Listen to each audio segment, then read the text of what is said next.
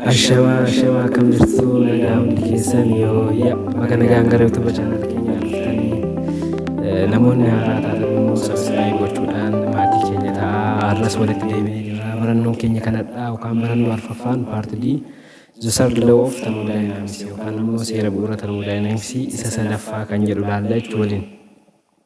Barannoo keenya kan darban keessatti waan amma tokko hanga hubattan abdii qabnaa seerri bu'uura Thermodynamics maal fa'a zero law of thermodynamics, second law of thermodynamics, third. Kanaafuu seera sadaffaadha wajjin ilaalla jechuudha.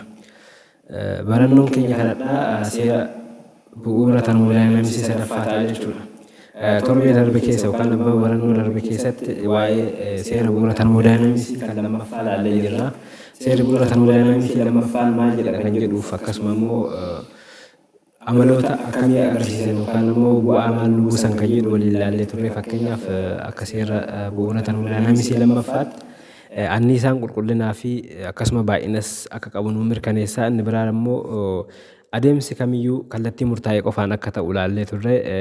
Walumaa galatti seerri bu'uura thermodynamics lammaffaa intirooppiin wantoota yookaan immoo sirna adda baafamee yeroo hundaa akka dabalu ilaallee turre jechuudha.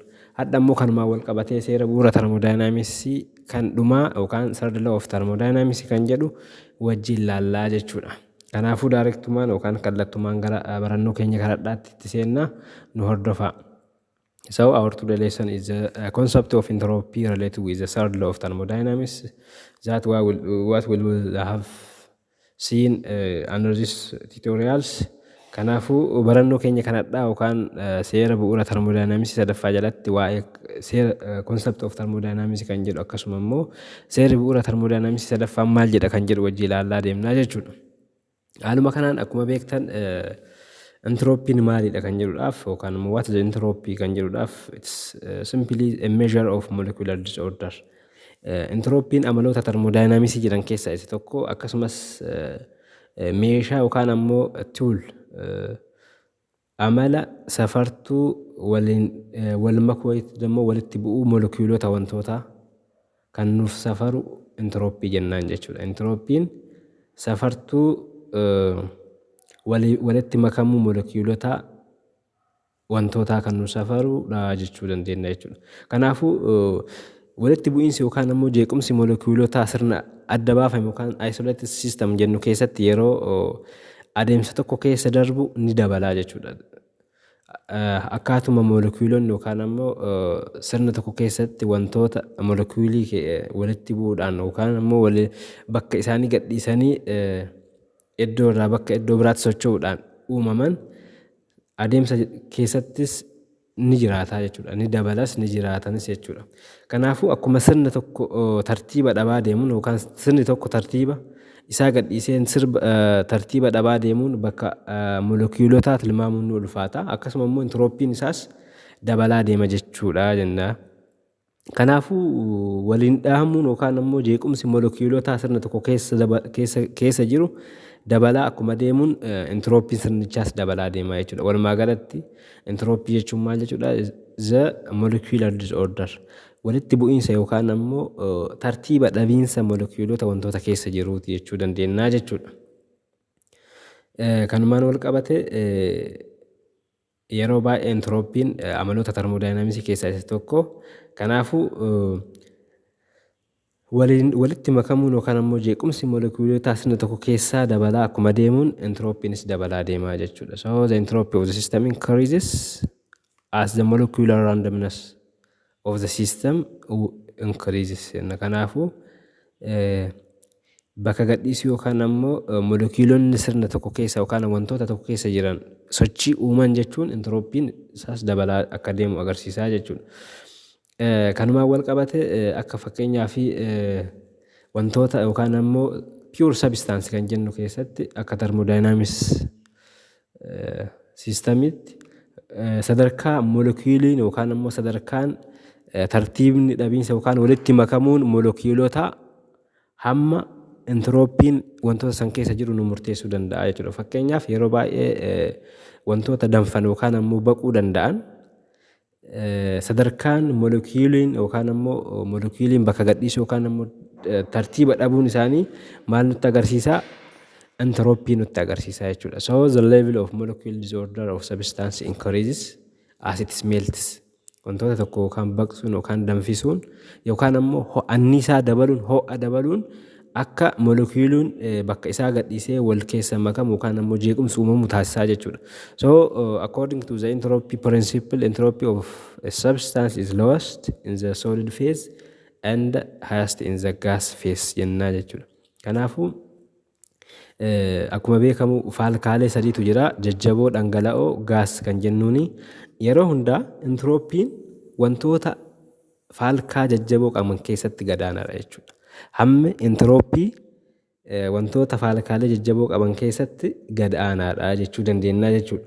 Garuu faallaa kanaa immoo faalkaa gaazaa yookaan ammoo gaas foorm kan jennuun gaas fees jennu keessatti entirooppii guddaa qaba jechuudha. Yoo kan jajjaboodhaan wal bira madaalchifnu. Yoo jajjaboodhaan wal bira madaallu entirooppiin gaas fees yookaan ammoo faalkaa gaasii keessatti olaanaadha jechuu dandeenya jechuudha.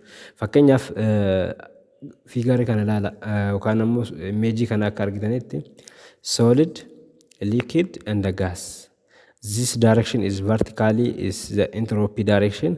Kanaafuu wantoonni jajjaboo ta'an yookaan ammoo faalkaa jajjaboo qaban entropii gadaanaa qabu.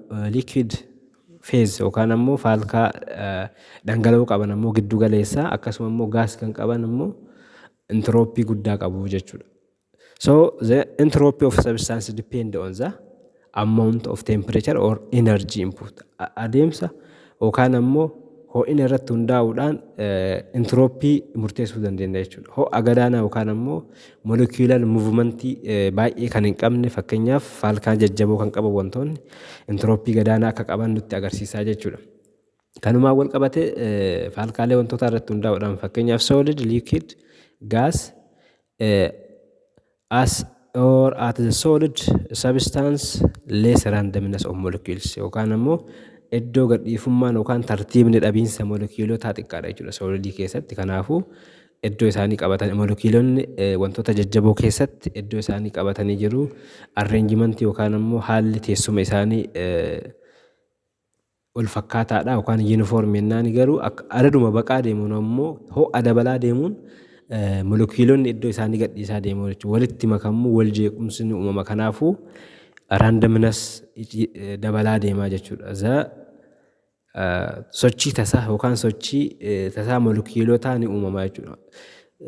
Sochiin tasaa kun uumame jechuun ammoo yookaan ammoo sochiin tasa bakka gadhiisuu molekiilotaa uumame jechuun entiroopiin dabalee jechuu dandeenya jechuudha. Entiroopiin dabalee jechuu dandeenya jechuudha. Inni biraas according to the entropy in thermodynamics it is increased from the solid to the gas. Fakkeenyaaf adeemsa jijjiirama yookaan ammoo faalkaa wantoota dhangala'oo jajjaboo irraa gara dhangala'ootti melting jechuu dandeenya. Faallaa kana ammoo freezing cabbaa'uu jechuudha. Ammas liquid to gas jechuun vaporize godha jechuudha. Kanaafuu dhangala'oo irraa gara gaazaatti jijjiiramu jechuudha. Gaasa irraa ammoo gara dhangala'ootti jijjiiramuun condensed ta'e jechuudha. Kanaafuu bishaan foormii gaasaan ture gara bishaanitti jijjiiramu yookaan ammoo foormii qilleensaan hafuura ture gara dhangala'ootti jijjiiramu condensation jenna. Kana bira darbee immoo gaasarraa daayirektii kallattiidhaan gara solidiitti wantoonni jijjiiraman deposition jennaan jechuudha. Deposition is the process of substance changed from the gas to solid to gas dammoo sublimation jennaan jechuudha. Kanaafuu walumaa galatti entropiin during the entropy in the thermodynamics during the phase change is indicated like that. Kana agarsiisa jechuudha. Kanaafuu yeroo hundaa entropiin it's depend on the amount of energy input jechuun wantoota jajjaboo fi dhangala'oo akkasuma gaaza wal bira yoo qabne entropiin yookaan ammoo the disorder of molecules is high in gas phases. Jajjaboon molekiilonni wantoota jajjaboo keessa jiran bakka isaanii gad hin dhiisan jechuu dandeenya jechuudha. Kanaafuu uniform position of the molecular arrangement in solid jennaan. Kanaafuu wantoota faalkaa jajjaboo qaban keessatti entiroopiin xiqqaadha jechuun nu agarsiisa jechuudha. Kanumaan itti fufnaa Amma immoo third law of thermodynamics yookaan immoo seerri bu'uura thermodynamics sadaffaan maal jedhaa intirooppiidhaan wal qabatee maal jedha kan jedhu laallaa jechuudha. Akkuma beektanu yookaan akkuma beekamu molekiyuulonni wantoota faalkaa jajjaboo keessa jiru itti fufinsaan ni socho'a jechuudha. Itti fufinsaan ni socho'a. Kunis bakka isaanii mirkanaa'uu dhabuu uumaa jechuudha. Kanaafuu molekiyuulonni wantoota faalkaa jajjaboo keessa jiran ni socho'a uumamaan bakka takka dhaabbatanii jechuudha. Kunis sosochiin molekiyuulotaa kunniin garuu akkuma ho'i hir'ataa deemuun ni badu jechuudha.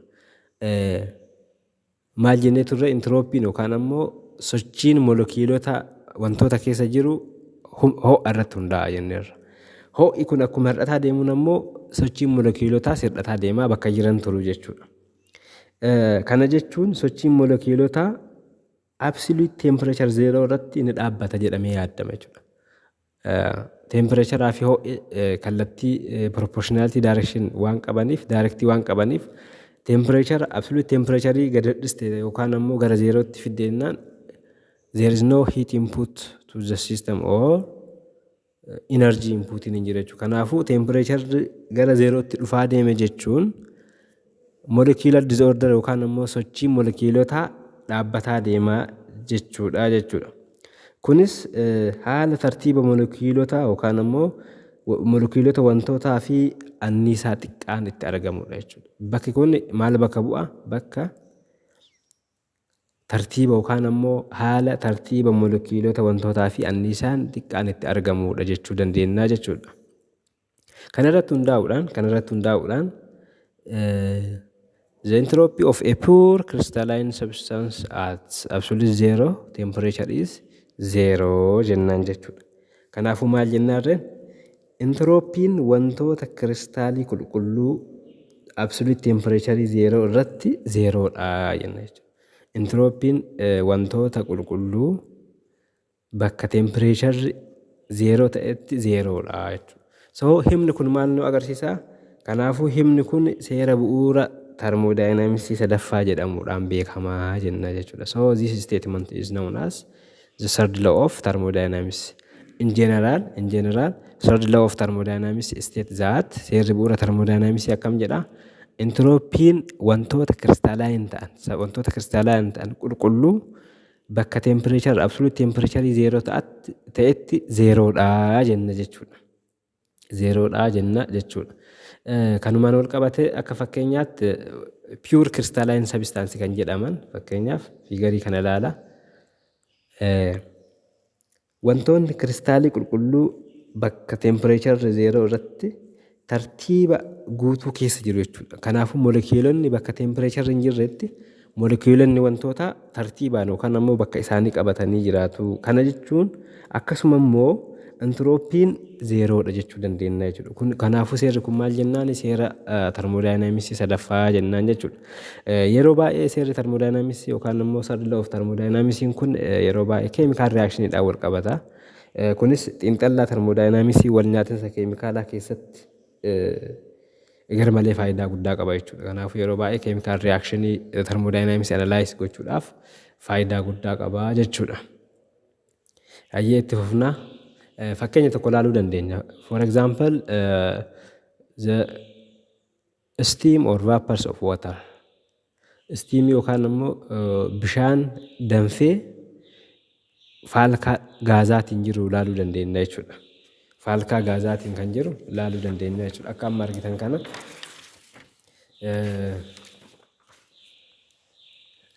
bishaan danfaan steam or vapors of water bishaan danfaan ho'a olaanaa irratti bifa gaaza bishaaniitiin jijjiirama jechuudha. Bifa gaaza bishaaniitti jijjiirama.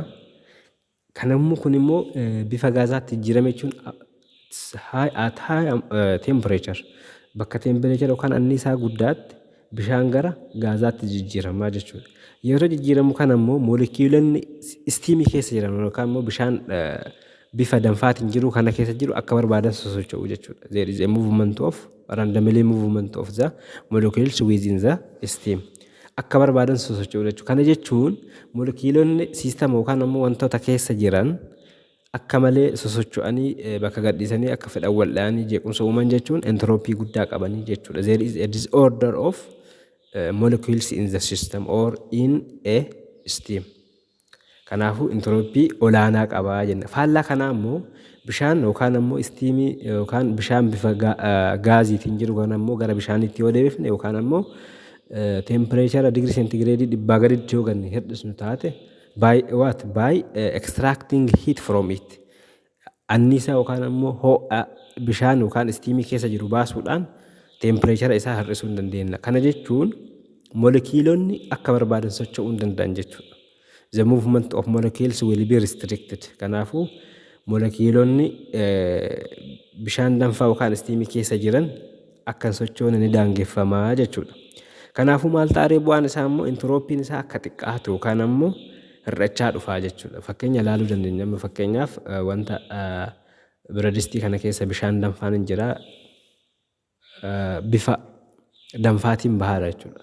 Maaliif tempereechara olaanaadha waan qabuuf bifa gaazaatti jijjiirame jechuudha. Kanaafuu during this there is a high, it has a high entropy. Garuu yeroo qabbanaa dhufu immoo entiroopiin isaa xiqqaataa yookaan ammoo hir'ataa dhufaa jechuudha. Kanaafuu entiroopiin jajjaboo irra akkasuma dhangala'oo irra gaaza keessatti guddaadha. Faallaa kanaa immoo entiroopiin dhangala'oo irra jiru gaaza irra xiqqaadha jechuudha. Gaaza keessa kan jiru irra xiqqaadha dhangala'oo keessa kan jiru jechuudha. Kuni fakkeenya third law of thermodynamics nutti agarsiisaa jechuudha. Hayyee itti fufnaa. Kanaafuu seerri bu'uura thermodynamics akkuma isiniin jedhe for a pure crystalline or pure crystalline substance it is 0 at the absolute temperature 0. Seerri bu'uura thermodynamics sadaffaan wantoonni kiristaalii qulqulluu ta'an bakka tempereecharri 0 ta'etti 0dha jenneerra. Kanaafuu molekiilonni sochii isaanii waan dhaabaniif jechuudha. Amma immoo saayintistoonni adda addaa bakka adda addaatti yookaan ammoo hiika adda addaatti kennu jechuudha. Fakkeenyaaf keemistoonni fiizikaala Ameerikaa kanneen akka Meerl Raandalii fi Gilbert Lewis akkana jechuudhaan hiikan jechuudha. When the entropy of each and every element is taken as 0 at absolute 0 temperature, the entropy of every substance must have a positive and finite value jedhanii hiikan jechuudha. Kanaafuu keemistoonni tokko tokko akkana jechuudhaan hiikan. Entiroopiin elementii tokkoon tokkoon isaanii yookaan ammoo guutumatti kiristaalaan sabistaansii kan ta'aniif bakka absolute temperature 0 ta'etti akka 0tti fudhatama. Entiroopiin wantoota hunda gatii wantoota kan hundaa yookaan ammoo entiroopiin wantoota yeroo hundaa gatii positive yookaan ammoo greater than 0 ol kan ta'ee fi akkasuma dhuma kan qabu jedhanii hiika itti kennu jechuudha. Haa ta'u malee entiroopiin bakka absolute temperature 0 ta'etti 0dha.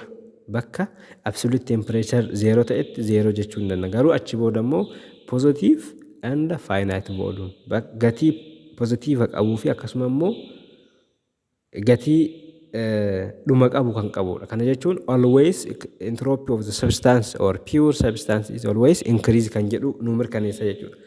Saayintistii biraas laaluu dandeenya jechuudha. Innis akka saayintistiin kun ammoo maal jedha? Ernest Simon statement for the third law of thermodynamics akkam jedhee hiikatti kenne for a condensed system undergoing isothermal process the associated entropy change approaches 0 as temperature approach to 0 jedha. Innis maal jedhe sirna condensed yookaan ammoo gaaza irraa gara liikidiitti jijjiirame tokko adeemsa isothermaaliidhaan uumamuu duubatti deebi'uu danda'u keessa darbuuf jijjiiramni entropii wal qabatu akka jiru mirkaneessa jechuudha. Akkasuma immoo akkuma temperature 0tti dhiyaachaa dhufuun jijjiiramni entropiis 0tti dhiyaataa dhufaa jedha. Kanaafuu hiika keenya kan jalqabaa waliin waluma fakkaataa jechuudha. Kan sadaffaa isaa laallu. Hiikni inni biraa immoo inni sadaffaa immoo akkam jedhee jijjiirama anniisaa sirnoota termodynamicsii lama gidduutti adeemsifamu daangaa qabaa jedha. The exchange of energy between two thermodynamic systems is bounded. Jijjiiramni anniisaa sirnoota termodynamicsii lama gidduutti adeemsifamu daangaa qabaa jedhee murteessa jechuudha. Kanaafuu walumaa galatti seerri bu'uura termodynamicsii sadaffaan kun maal jedhaa? Entropy of a substance approaches constant as a temperature approach absolute zero.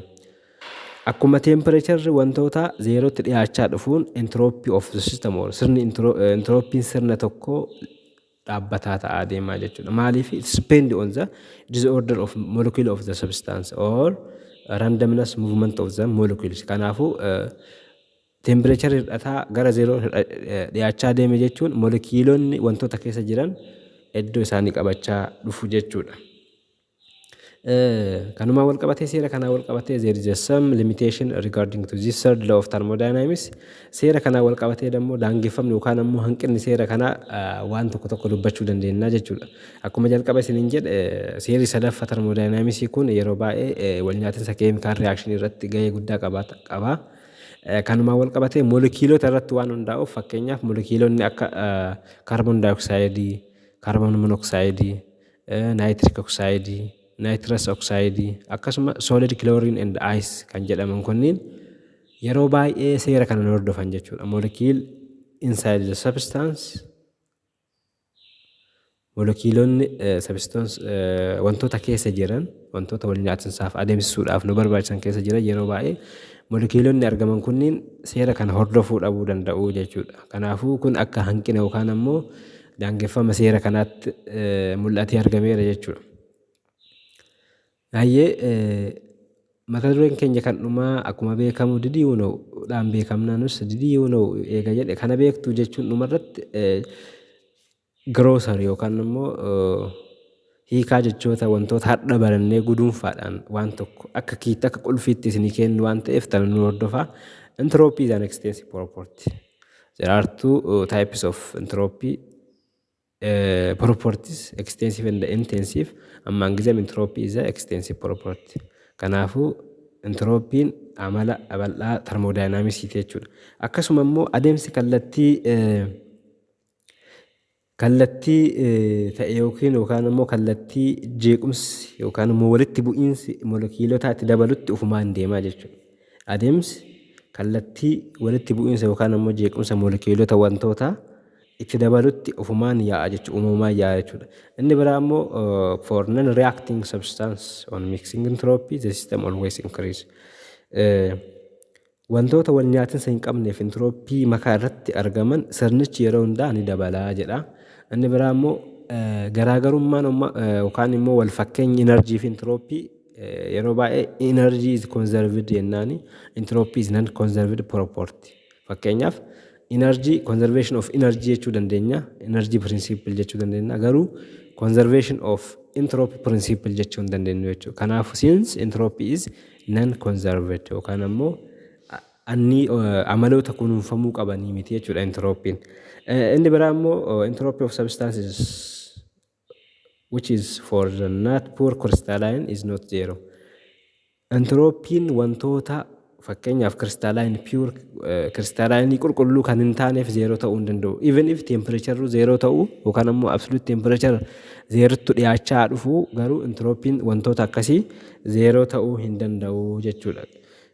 So this is the definition and the basic concept of the third law of thermodynamics kana fakkaataa jechuudha.